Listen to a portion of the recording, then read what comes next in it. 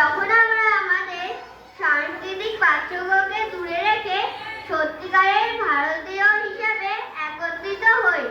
তাই আজ স্বাধীনতার ৭৬ বছরে আমাদের দায়িত্ব এই দেশের গরিমাকে অক্ষত রেখে এগিয়ে নিয়ে যাওয়া। স্বাধীনতা দিবস আমাদেরকে দেশের মর্যাদা ও সার্বভৌমত্বের ওপর যে কোনো আক্রমণের